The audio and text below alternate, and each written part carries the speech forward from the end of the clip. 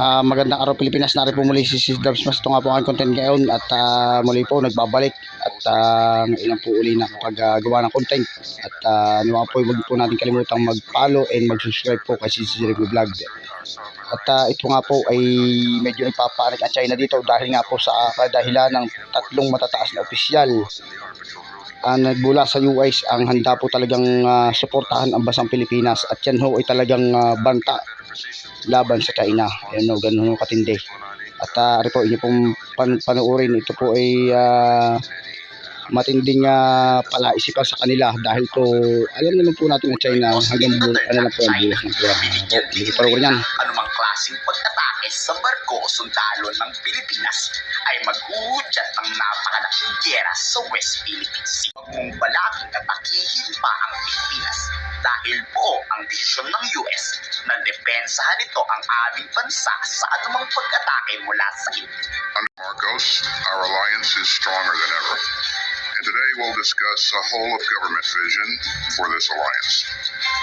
We all know that our shared security relies on strong military bonds, shared economic opportunities, and robust people-to-people ties. And at the Department of Defense, we're working in lockstep with our colleagues at the Department of National Defense to strengthen interoperability between our forces, to expand our operational coordination, and to stand up to coercion in the South China Sea.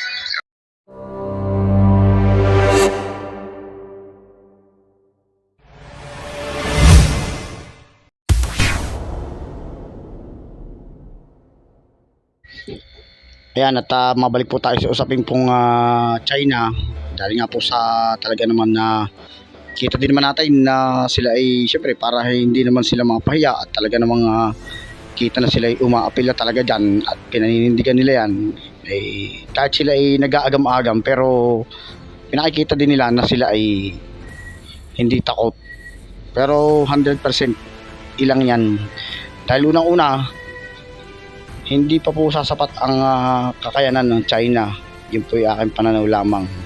Malaki nga po ang kanilang mga tinatawag na sa pag sinabi baga sa karagatan, madami po silang mga tinatawag na mga naval or sabihin natin mga or sa karagatan isa mga Coast Guard or sinasabi na tinatawag din namang mga yung mga destroyer at kung ano-ano pa yung sa lakas militar baga sa katubiganan ay talagang marami ho yung mga yan pero yan po is kaya po madami ay talaga po namang ang realidad ay yan pong mga nakaparada dati dyan na kung tawagin nila ay barkong pangingisda or yung nakalimutan ko yung tawag dito na yung po ay isa na rin sa ibinibilang nila.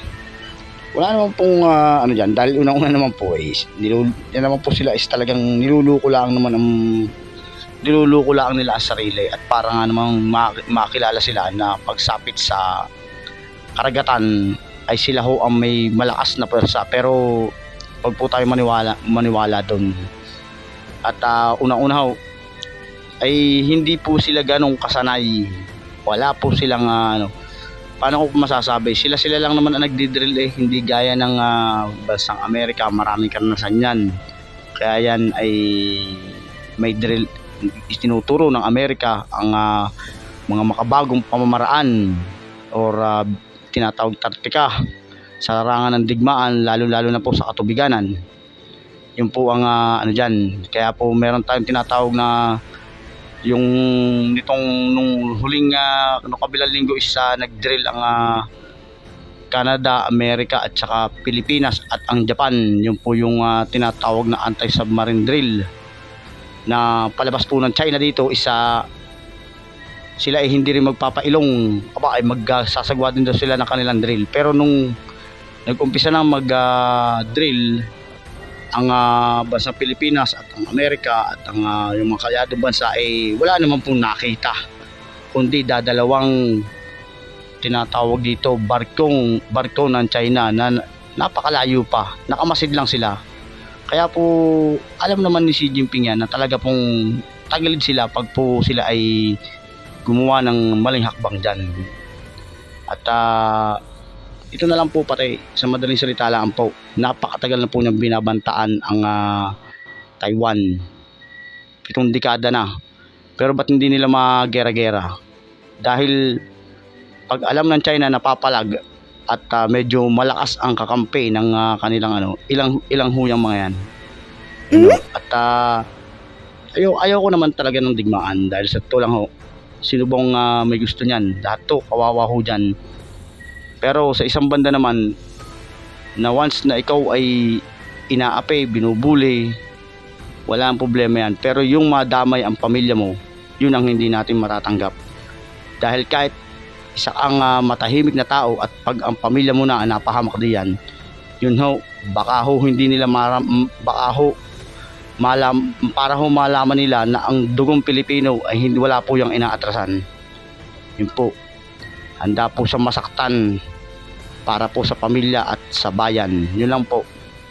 Pero nakakalungkot mga isipin, may mga mangilan-ngilan po talaga na timatlog ang pag-iisip ay yung pro-China. Ay wala na po tayong kasi may kultura ho yata tayong gano'n o may dugo tayong ganyan.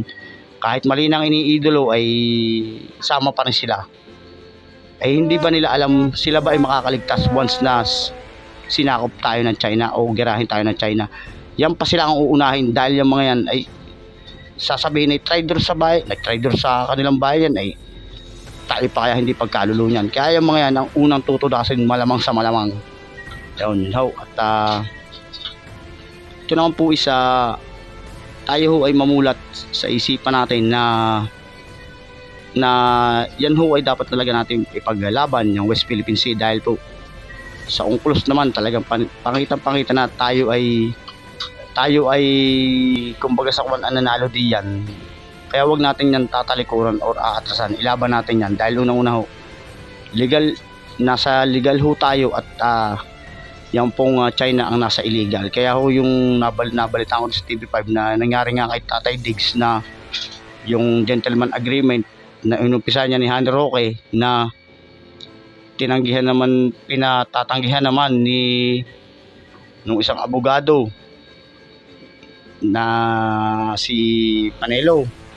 Ngayon naman ay napanood ko talaga sa TV5 na hindi naman daw sabi ni Tatay Diggs gentleman agreement ang naganap. Pero sila ay nagsundo na hindi na daw kailangang i-reconstruction ang BRP Sierra Madre sa Ayungin Shoal. Gaano ho kasakit nun at tayo pa'y didiktahan na yung BRP Sierra Madre yan ay nung panahon yun isinpilasadsad yan nung panahon na nasa katungkulan ng si Erap Estrada. Yun ay warship, warboat or barkong padigma ng bansang Pilipinas. At yan ho ay nakasadsad sa Ayungin Shoal. Di bali sana kung pwede nila pagbawalan kung yan ay nasa kanilang soberanya or nasa malapit talaga sa China nasa atin yan kaya ba't tayo papayag na medyo mahirap at sa pagiging agresibo ng China pero magiging din tayong agresibo. Pakita natin na talagang handa natin ipaglaban yan. Kung ano may naging kasunduan ng Tatay Diggs ay ayun. Pero sa kasalukuyan ngayon, hindi na po pwede yan. Maraming po salamat at pakisuportahan po na ang channel.